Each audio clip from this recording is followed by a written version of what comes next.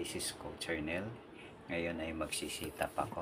Papakita ko sa inyo paano ako nagsisitap pagka nandito lang ako sa house. Okay.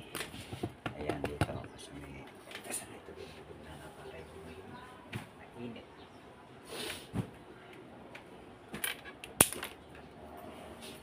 So guys, gawin nyo to araw. Gawin nyo to po. Ito po. Ganda. Yan. Yan ko isasabit yung aking paano. Magsisitap ako dyan. Yan. Siguro mga 30, no? Bilangin nyo lang baka hindi ako maka 30. Okay. Masabit po natin. Dalawang pa natin yan. Ayan, guys. Tapos ganyan tayo. 1, 2, 3, 4, 5, 6, 7, 8, 9, and 10. Stop tayo. Hinga tayo malalim. Hinga lang po tayo malalim, no? Ayan, guys. Ready? 1, 2, 3, 4, 5, 6, 7, 8, 9, 10. Okay, 20. Last 10. Masakit. Napasubo yata ako, guys. Isa na lang, no? Isang 10 na lang. 30 sabi ko, diba? Gagawin po natin yan, ha? Gayahin nyo po ako. Always, hanggat kayang magaya, huwag natin biglain, guys, ha? Yan, huwag natin biglain. Galing ko na ito sa laming ka.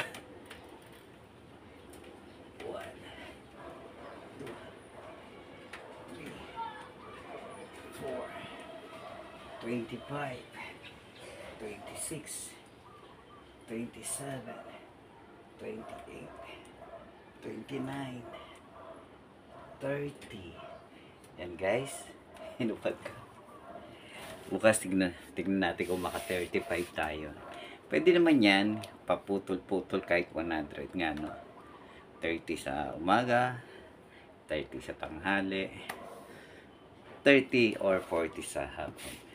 Sa hapon maganda yan kasi pag pagod ka na, yun, tulog ka na, no?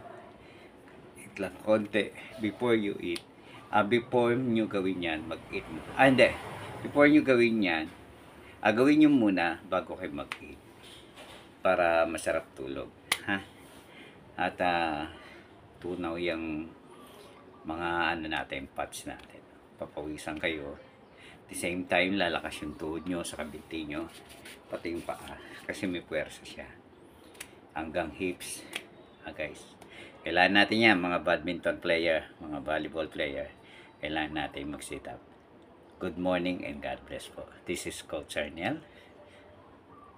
God bless.